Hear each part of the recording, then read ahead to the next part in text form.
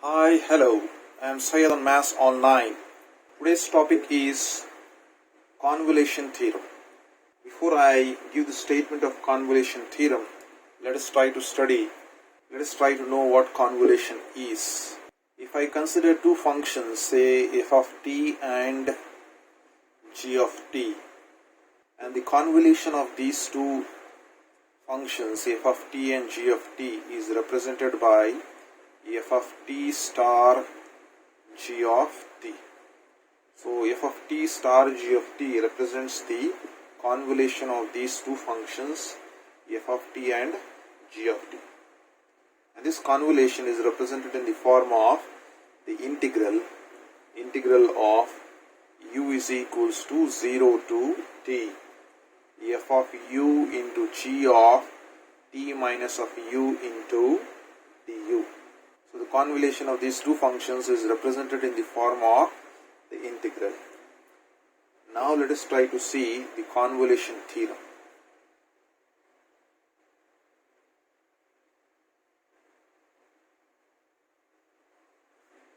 So let me first give the statement of the convolution theorem. If I take L inverse of f bar of s to be equals to f of t, this is the inverse function.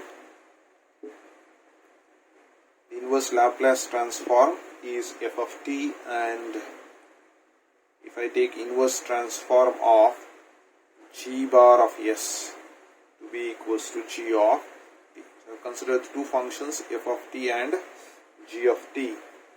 Then the inverse transform of f bar of s into g bar of s is nothing but the integral u is equals to 0 to t f of u into g of t minus of u into du.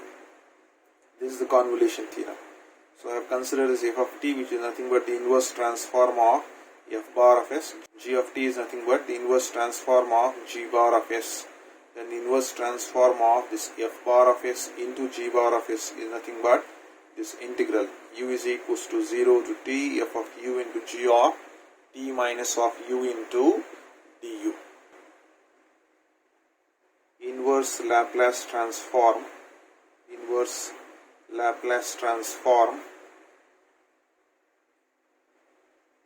using convolution theorem.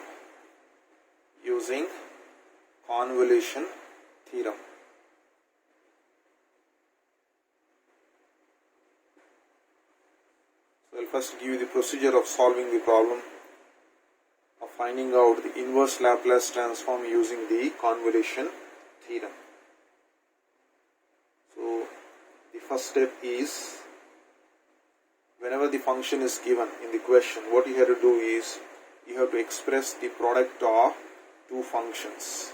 You have to express product of two functions, and those product of two functions will be in the form of f bar of s and g bar of s. So you have to consider the product f bar of s into g bar of s. This will be your first step. And then once you have got the value of f bar of s and g bar of s, find the inverse transform.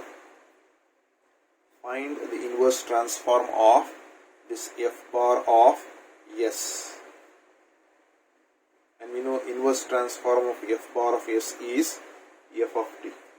And then find the inverse transform of this g bar of s, and it is represented as g of t. This is the second step. Then once you know this one, f of t and g of t, then you can apply the convolution theorem. So apply the convolution theorem. Apply the convolution theorem. It is nothing but inverse transform of f bar of s into g bar of s. Same formula, this formula, which will be equals to integral of u is equals to 0 to t f of u into g of t minus of u into du. So you have to evaluate this integral and get the required solution.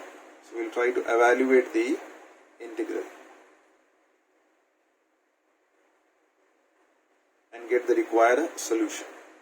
So this is the procedure that we will be following to solve the problems. Let us try to see how this procedure will work with the help of few examples. So let us start the examples.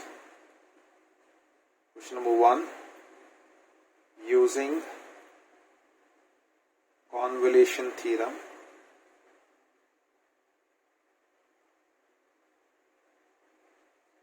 obtain the inverse Laplace transform. Obtain the inverse Laplace transform of the function. Inverse Laplace transform of the function 1 by s into s square plus a square. So let's start the solution. So we need to remember the procedure that I have given you. The first point I have given you was product. You have to express in the product of two functions, f bar of s and g bar of s. So I will take the product as f bar of s.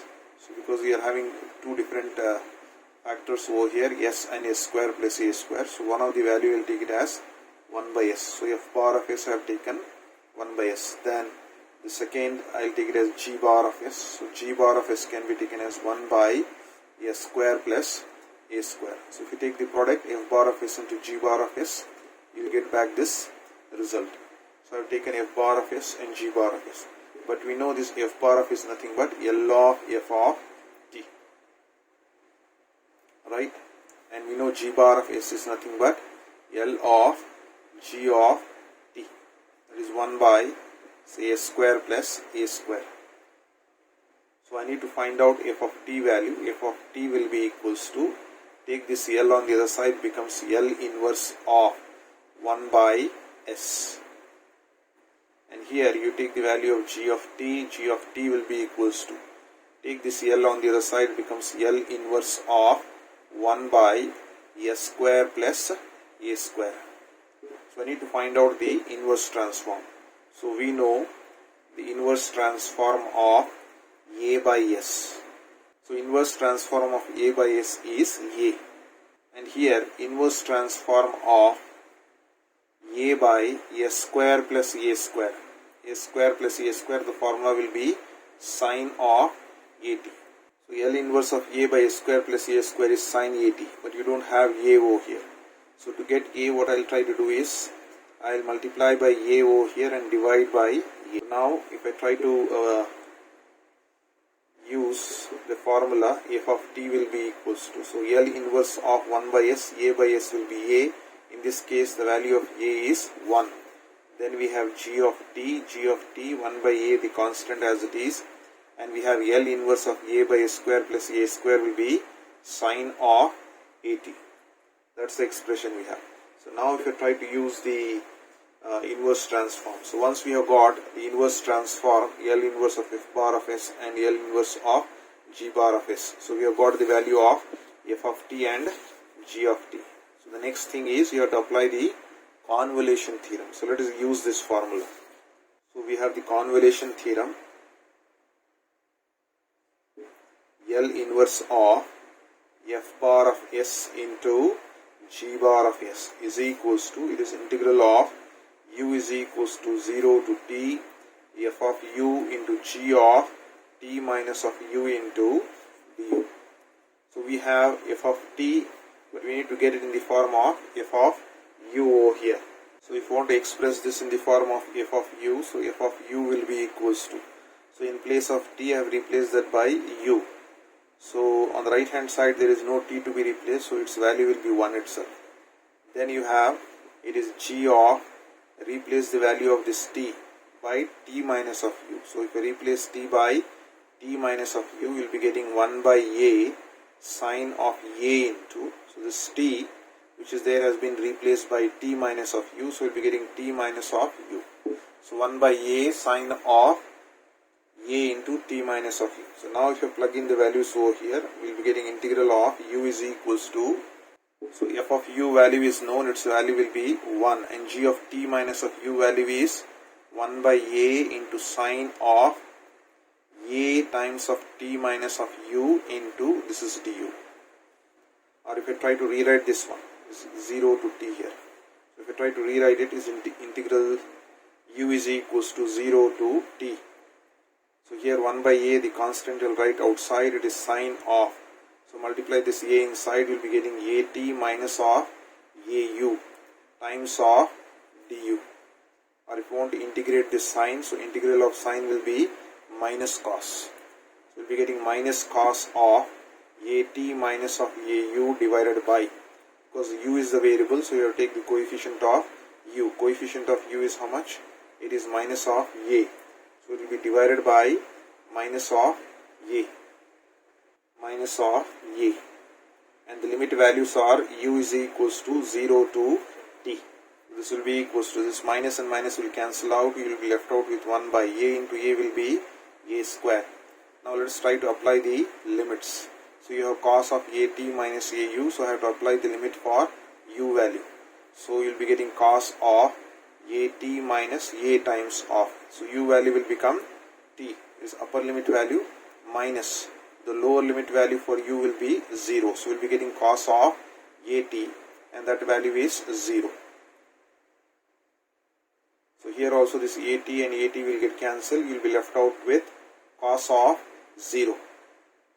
And this is minus of cos of at. So we know cos of 0 will be 1, and minus this is cos of at. So we have got the value as 1 minus cos at divided by a square. So therefore the final solution is 1 minus cos at divided by a square. If you want, you can rewrite this left hand side. We have L inverse of f bar of s into g bar of s, the product that you have. So we know the value of f bar of s to be equals to 1 by s, and g bar of s is nothing but 1 by s square plus a square. So if I try to plug in these values over here, I will get back the same expression. F bar of s is 1 by s, and g bar of s is 1 by s square plus a square. So if you multiply, you will be getting that expression. L inverse of 1 by s into a square plus a square. Its solution is 1 minus cos at divided by a square. So that's the required solution.